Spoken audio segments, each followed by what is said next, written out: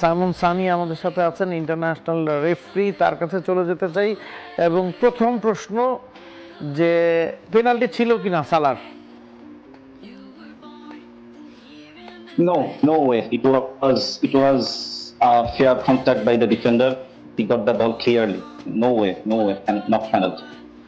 এটা কি আমরা নিজেরাও আসলে আলোচনা করেছি যে যেহেতু প্রথমেই ডিফেন্ডার বলটা উইন করেছেন এবং বলটা সালার পেছনে চলে গিয়েছিল, তার কন্ট্রোলে ছিল না এবং সালারও আসলে বডি ব্যালেন্স পুরোপুরি ঠিক ছিল না, যেই সময় তার পায়ে পা লেগেছে সে কারণে আসলে পেনাল্টিটা দেওয়া হলো না। এবং একটু যদি বিশ্লেষণ করতেন আপনার পয়েন্ট অফ ভিউ থেকে। Uh, what we take as a referee, ball or contact with the body. So defender clearly got the contact with the ball. So nothing.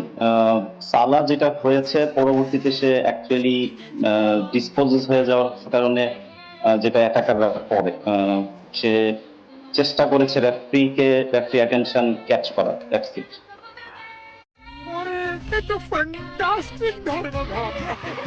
Best ingredient ও ইউরোপীয় মেশিনে তৈরি মজাদার কেক ফ্যান্টাস্টিক, যে ফানে সবাইকে টানে। এর পরের প্রশ্নটা যেটা করতে চাই যে ইজিপ্টের যে গোলটা বাতিল হলো, যেটা অনেক পিছনে এসে আসলে ফাউল চেক করা হলো, সেটা নিয়ে যদি আপনার বিশ্লেষণ দিত। First question, was that an offense? Many would say straight away no. Some would say yes. From the refereeing point of view, I would say the defender clearly stayed on the attacker's foot, and it was a careless tripping by the defender.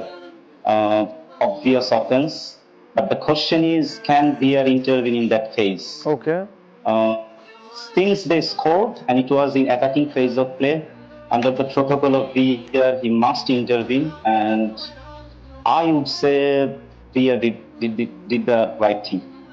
Mamun ভাই কোন প্রশ্ন যদি করতে চান। ছোটবেলায় একটা কথা খুব শুনতাম, স্কুল আমাদের টিচার বলতো, গুরুত্বপূর্ণ কথা বারবার বললে কথাটা গুরুত্বহীন হয় না। এই যে আপনার সালার যে পেনাল্টিটা, একজন ফিফা লাইসেন্সড রেফারি বলতেছে that was not a penalty, এবং সেকেন্ড গোলটা মিশরের, সেটা ভিআর ইন্টারভিন করা ঠিক ছিল, মামুন ভাই সেটা বলতেছেন, এবং নাসিক ভাই যিনি বিশ্লেষক তিনি বলতেছেন। এরপরও যদি আপনার মনে হয় যে মানে এইটা নিয়ে কথা বলার দরকার আছে, that is your goal and we can keep continue. Okay, আমি একটু অ্যাড করতে চাই প্রণব দা, সেটা হচ্ছে ভাই, সেটা হচ্ছে কেন মানুষ একটু বেশি কথা বলতেছে।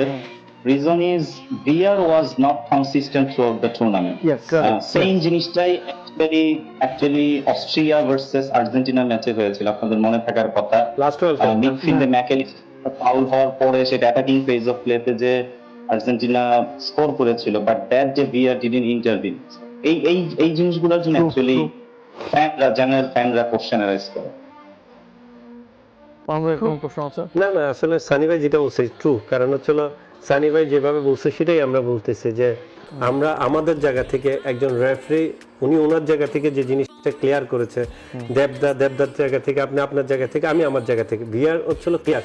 আপনি ভিআর এর পর কোনো মিস্টেক যদি আপনি ধরেন, আসলে এটা যারা আইন জানে না বা যারা আসলে ওই অ্যান্টি আর্জেন্টিনা বা অ্যান্টি ফ্রান্স বা অ্যান্টি ব্রাজিল তারাই বলবে, তার আগে কিন্তু এই ধরনের কথা আসার কথা না, কারণ এটা ডিসক্লিয়ার। এবং এটা আসলে ওই দাদা বললো না, একটা জিনিস নিয়ে যখন বারবার আপনি মাখাবেন ওইটা আসলে নষ্ট হয়ে যাবে, এটা আসলে রিয়েলিটি। কারণ সবচেয়ে বড় বিষয় হলো বিয়ারের পর রেফারি যখন দেখেন, আমরা অনেকে খেলা দেখি কিন্তু আমরা কিন্তু রেফারির কথাটা শুনি না, চিল্লি করি ওকে বাট রেফারি আসার পর বিয়ারে দেখবেন, দেখার পর আসার পর বলে হোয়াই দিস, এটা ফাউল, হোয়াই নট ফাউল, এরপর আপনি কেন কোশ্চেন তুলবেন।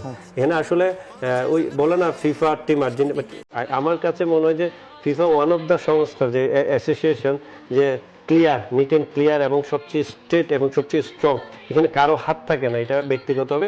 কিছু জায়গায় আপনি কম্পেয়ার করতে পারেন, কম্পেয়ার করতে গেলে খালি চোখে এক চোখে দুইজন দুই রকম দেখবে, এটাই স্বাভাবিক। আমি একটু একটা শেষ প্রশ্ন করে রাখতে চাই সামনের কাছে যে আমরা দেখছি যে কমপ্লিকেশন বাড়ছে, এই বিষয় নিয়ে আমরা আলোচনা করেছি এবং আপনিও বলছেন যে ভিআর এই বিশ্বকাপে কনসিস্টেন্ট না, একই রকম ফাউলে বা একই রকম সিদ্ধান্তে দেখা যাচ্ছে ভিন্ন ভিন্ন ডিসিশন আসছে।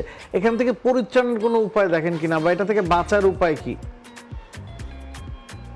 অ্যাকচুয়ালি ওয়ার্ল্ড কাপ শুরুর আগে রেফারিদেরকে নিয়ে ফিফা অলমোস্ট 1 ইয়ারের সেমিনার করেছে বারবার।